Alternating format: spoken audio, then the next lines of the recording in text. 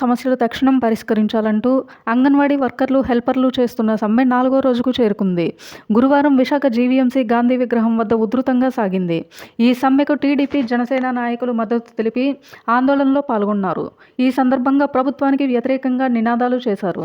ఈ సందర్భంగా జనసేన నాయకులు 32వ వార్డు కార్పొరేటర్ కందుల నాగరాజు మాట్లాడుతూ అంగన్వాడీల న్యాయ పోరాటానికి టీడీపీ, జనసేన సంపూర్ణ మద్దతు ఇస్తుందన్నారు.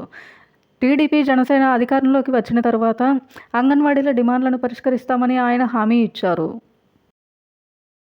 చిన్నపిల్లలు విద్యా బుద్ధులు నేర్పించి తల్లిదండ్రుల కన్నా ఎక్కువగా చూసుకొని ఈరోజు వాళ్ళనేమో తీసుకుని నడి రోడ్డు మీద కూర్చోబెట్టిన జగన్మోహన్ రెడ్డి గారికి న్యాయం అయితే కాదు. ఎక్కడైతే స్త్రీ బాధపడుతుందో అక్కడ ఏ రాష్ట్ర ప్రభుత్వం ఇల్లుగాను చిక్కపడదు. ఇక్కడ మరి రాష్ట్ర ప్రభుత్వం ఎంత దారుణంగా విఫలమైందంటే గత హామీలు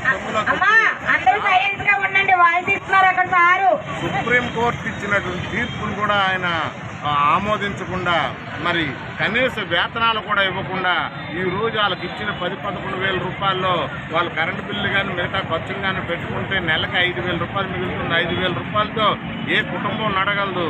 సామాన్య ఫ్రీగా మరి కొంతమంది పెన్షన్ ఇస్తున్నారు 3,000 రూపాయలు. వాళ్ళు నెల రోజులు కష్టపడితే 5,000-6,000 రూపాయలు కూడా మిగలడం లేదు. వాళ్ళు పర్మనెంట్ ఎంప్లాయీలుగా తీసుకుంటారని మాట ఇచ్చి గతంలో తప్పారు. అది తప్పనిసరిగా చేయాలి. మరి రాష్ట్ర ప్రభుత్వం అన్ని విధాల విఫలమైపోయి ఈరోజు 1,40,000 మంది సుమారుగా ఈ అంగన్వాడీ వర్కర్స్, టీచర్స్ ఉన్నారు.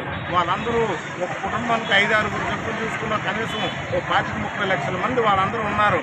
అటువంటి వాళ్ళందరినీ కూడా విడిచిపెట్టి ఈరోజు వాళ్ళందరూ రోడ్డు మీద కూర్చొని ఇవాళ నిరాహార దీక్షలు చేయవలసిన పరిస్థితి తీసుకొచ్చిన జగన్మోహన్ రెడ్డి గారు బుద్ధి తెచ్చుకొని వెంటనే వాళ్ళు సరైన కోరికలు వాళ్ళు తీర్చాల్సిన అవసరం ఎంతైనా ఉంది. లేకపోతే రేపు రానున్న రోజుల్లో ఈ జనసేన పార్టీ, తెలుగుదేశం పార్టీ అధికారంలోకి వస్తుంది. వాళ్ళు ఖచ్చితంగా వాళ్ళకి న్యాయం చేయడం జరుగుతుంది.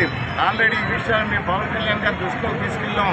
పవన్ కళ్యాణ్ గారు తప్పనిసరిగా విశాఖపట్నం వచ్చేటప్పుడు వాళ్ళు కలవడం జరుగుతుంది ఈలోగానే. ఎందుకంటే ఎప్పుడైనా పవన్ కళ్యాణ్ గారు వస్తున్నారనేసరికి తప్పనిసరి అక్కడ న్యాయం జరుగుతుంది. కాబట్టి ఇవాళ వాళ్ళకు కూడా న్యాయం జరగాలని మేము మనస్ఫూర్తిగా కోరుకుంటూ పవన్ కళ్యాణ్ గారి దృష్టికి తీసుకెళ్ళాం.